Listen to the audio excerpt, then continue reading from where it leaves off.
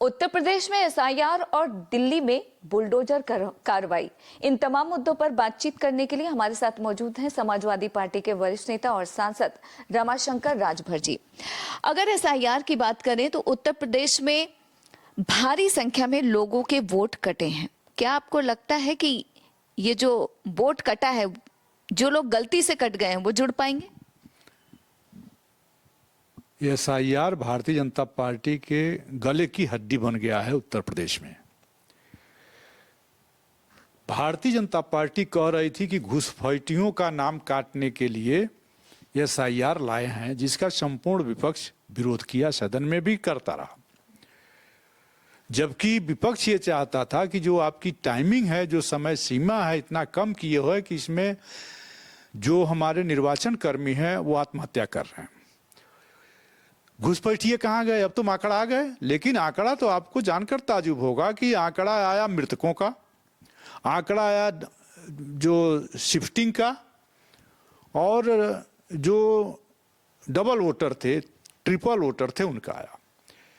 25 लाख मतदाता, शहरी मतदाता कटा है उत्तर प्रदेश में। और ये शहरी मतदाता कौन होता है? ये भारतीय जनता पार्टी का मतदाता था, जो हमने कह दिया नहीं, गांव में हमें चुनाव लड़ना होता है, हमारी प्रॉपर्टी है, तो हम गांव में मतदाता रहेंगे, शहर छोड़ दिया। गले की हड्डी इसलिए मैंने कहा कि भारतीय जनता पार्टी तो 27 के चुनाव से पहले ही उसका 25 लाख वोट कट गया, और समाजवादी पार्टी पूरी ताकत से पूरे उत्तर प्रदेश में अपने मतदाताओं का नाम कटने से बचा लिया, मेहनत करके बचा लिया। अभी और एक खेला हो रहा है, मैं आपको लोग भी देखिए इसको, क्योंकि फीडिंग का काम तहसीलदार का, लेखपाल का नहीं है, वो ठेका दे दिया गया है उत्तर प्रदेश में, गुजरात की कंपनी कोई है, वो कंपनियां फीडिंग करेंगी, जिस पर हम लोग नजर बनाए हुए हैं। तो वो कंपनियां भी फीडिंग कैसे करेंगी? कई जगह सूचनाएं आई कि अमुक गांव का नाम ही पूरा गायब हो गया है, ऐसी चर्चाएं हैं उत्तर प्रदेश में। लेकिन एसआईआर भारतीय जनता पार्टी की गले की हड्डी है, और यह भारतीय जनता पार्टी अपने ही तुगल की फरमान में फंस गई है, इसीलिए पछता रही है। भाजपा के मीटिंगों में भी खबरें आ रही हैं कि भाजपा अपनी मीटिंग में भी इस निर्णय पर आक्रोश भी पैदा कर रही है और पछता भी रही है। क्योंकि अगर उत्तर प्रदेश की बात करें सर, तो उत्तर प्रदेश में 2,89,000 लोगों के वोट कटे हैं। ऐसे में आपने जो आंकड़ा बताया कि इतने लोग हैं जिनका वोट कटा, वो बीजेपी के हैं, आपको कैसे पता चला कि वोटर बीजेपी के? जो 2 करोड़ समथिंग, 3 करोड़ समथिंग जो वोट कटे हैं, उसमें वो निर्वाचन आयोग ने बताया है कि इतना मृतक हैं और इतना शिफ्टिंग है, इतना डबल है। घुसपैठिया नहीं बताया है, उस आंकड़े में घुसपैठिया नहीं बताया है, लेकिन ये बताया है कि इतना ग्रामीण मतदाता है और इतना शहरी मतदाता है। तो जब 25 लाख समथिंग शहरी मतदाता है, तो वो किसके मतदाता है? वो तो अधिकतम भाजपा के 70% मतदाता है। अगर हमारे मतदाता कटे तो 10-20% कटे, भाजपा के तो 70% कटे ना, तो 25 लाख, 5 लाख चुनाव, 5 लाख वोट से हमारी सरकार बनने से रह गई उत्तर प्रदेश में। पिछली बार केवल 5 लाख वोट हमारी पार्टी पा गई होती तो हमारी सरकार होती। तो अब तो चुनाव से पहले ही सब 25 लाख वोट भारतीय जनता पार्टी ने अपना कटवा लिया। तो अब बताइए 27 में किसकी सरकार बनेगी, अगर आंकड़े सही हैं तो? अगर आपको लगता है ये सही है, तो फिर तो समाजवादी पार्टी के लिए अच्छी खबर है, अच्छा काम हुआ एसआईआर का। अच्छा काम हुआ, हमारी मेहनत से हम लोग अपने वोटों को बचा लिए। इसलिए मैं कह रहा हूं कि एसआईआर का परिणाम भारतीय जनता पार्टी को भुगतना होगा, कुपरिणाम। बीजेपी के सहयोगी हैं और उत्तर प्रदेश सरकार में मंत्री भी हैं ओम प्रकाश राजभर, वो कह रहे हैं कि समाजवादी पार्टी क्यों डरी हुई है इतना? ये जोगी जी के मंत्रिमंडल में कई नमूने हैं, और इस समय 2 नमूने जोगी जी के करनी पर पानी फेर रहे हैं। कौन कौन है वो नमूने? वो दोनों नमूने आप जानती हैं। एक नमूना तो कहा कि केवल हिजाब छुआ ना, और कहीं नहीं छुआ, एक नमूना वो भी है। और ये दूसरा नमूना कहता है कि जोगी जी को भीख मंगवाएंगे। वीडियो निकाल के देख लीजिए। इन्होंने कहा कि प्रधानमंत्री जी को हम गुजरात बेच के रहेंगे, जोगी जी को गोरखपुर बेच के। जीते किसी पार्टी से, पटा लिए किसी पार्टी को, और पैसा कमाने के चक्कर में नमूने राजभर समाज की एक एक वोट, जितनी भीड़ राजभर समाज की इन लोगों के पास जाती है, जो जातीय नेता हैं, उस भीड़ का मोटे दाम पर सौदा करते हैं। और इनको एसआईआर की क्या समझ है, उनको एसआईआर की समझ नहीं है। और मैं तो आप जब से नहीं कहना चाहिए, लेकिन जब से वो ब्रेन हेमरेज उनका हुआ तब से वो विक्षिप्त हो गए हैं। उन्हें आगरा चले जाना चाहिए, क्योंकि अब उनको सपने में भी अखिलेश दिखाई दे रहे हैं। सपने में जो अखिलेश चुनाव जीता है वो अखिलेश सपने में भी दिखाई दे रहे हैं, ताकि समाजवादी पार्टी को अंड बंड बोलता रहूंगा। और पीडीए से घबराकर भारतीय जनता पार्टी में आदरणीय केशव मौर्य जी को, संजय निषाद जी को, ओम प्रकाश को लगाई है कि केवल आप लोगों को पीडीए की बात करने वाले समाजवादी पार्टी के खिलाफ बोलना है। तो वही वो भोंकते हैं। ऐसे लोग किसी के नहीं होते हैं। ये आज नहीं तो कल देखिएगा, दूध की तरह भारतीय जनता पार्टी 27 के चुनाव के बाद इन लोगों को निकाल कर फेंकेगी। जिस पीटीए का जिक्र आप कर रहे हैं, उत्तर प्रदेश के डिप्टी सीएम केशव प्रसाद मौर्य कहते हैं कि दरअसल समाजवादी पार्टी अब समाप्तवादी पार्टी बन रही है, इसलिए उनके सभी नेता बौखलाए हुए। ये वो अंतरात्मा से वो कहते हैं, क्योंकि समाजवादी पार्टी ने तो हरा दिया था उनको। तो भारतीय जनता पार्टी के कृपा पर एमएलसी हो गए और उप मुख्यमंत्री हो गए।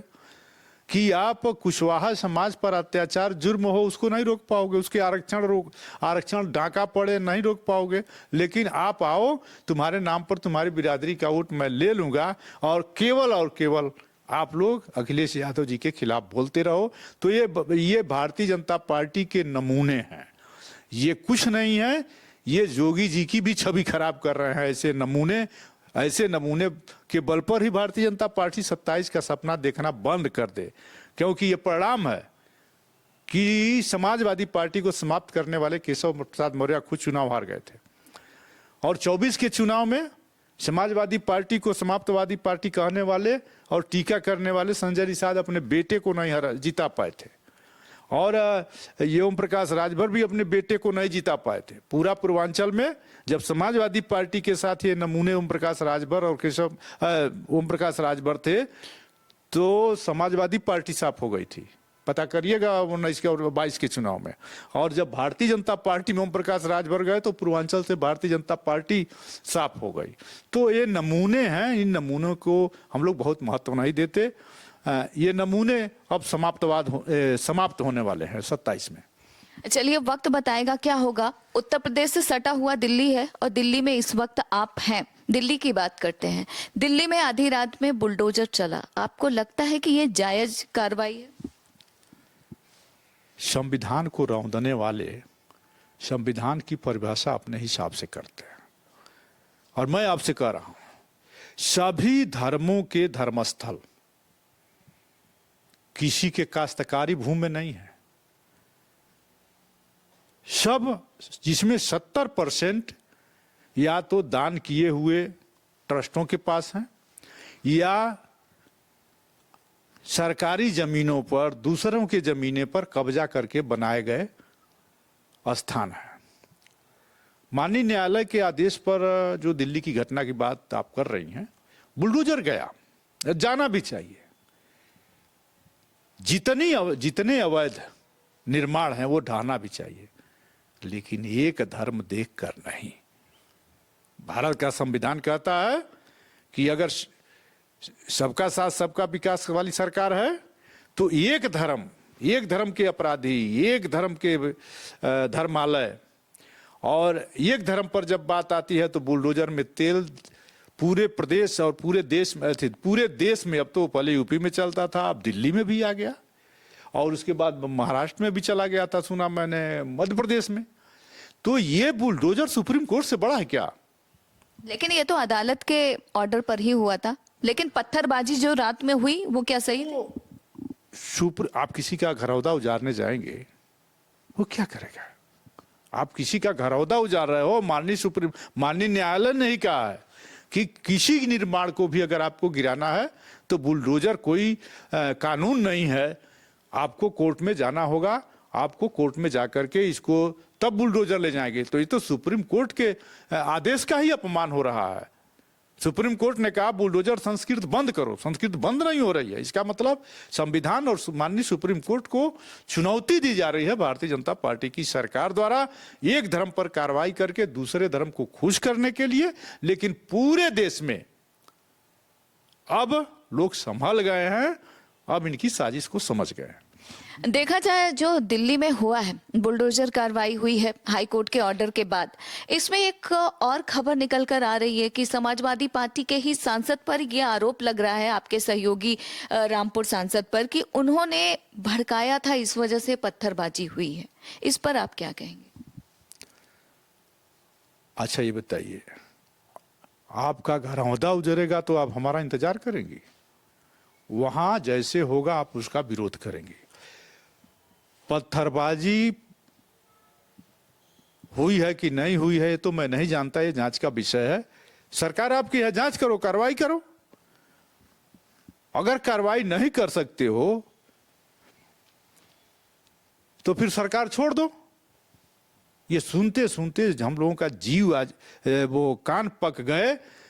कभी घुसपैठिए हैं तो बॉर्डर तुम्हारे हाथ में है ना, 11 वर्षों से प्रदेशों में घुसपैठिए हैं, बॉर्डर किसके पास है? भारत केंद्र की सरकार नेहरू जी की आड़ में छिपती है और प्रदेश की सरकारें धर्म की आड़ में छिपती हैं। ये देश देख रहा है। अंतिम सवाल है, क्या आपको लगता है कि बीजेपी सरकार जो कहती है वो कर नहीं पा रही है, लगातार देश को गुमराह कर रही है? असत्य बोलती है। भारतीय जनता पार्टी कहती कुछ और करती कुछ है। ये सुंदर भाषण करती है, लोग लुभावने नारे देती है और लाभ पूरा देश और पूरे देश की सभी प्रदेशों की बाजार गुजरात के हाथ में चली गई है। और पूरे देश की पूंजी कहां खर्च होगी, कहां नहीं खर्च होगी, इस देश के 4-5 बड़े घरानों की ये सरकार है। ये देश की सरकार नहीं है, ये देश के 4-5 घरानों की सरकार है, जो तिकड़म से बनती है, जो दाम बांट कर जो डरा करके बनती है। इसलिए ये तिकड़म की सरकार आज नहीं तो कल जाने वाली है। धन्यवाद हमसे बातचीत करने के लिए। तो आप सुन रहे थे राजभर जी को, जिनका कहना है कि ये जो वर्तमान में चाहे यूपी की सरकार हो या दिल्ली की सरकार हो, दोनों ही अपनी बातों पर कायम नहीं है। हालांकि देखना महत्वपूर्ण होगा कि अब इस मुद्दे पर बीजेपी का क्या जवाब आता है। दिल्ली से इंडिया पोस्ट न्यूज के लिए ममता चतुर्वेदी।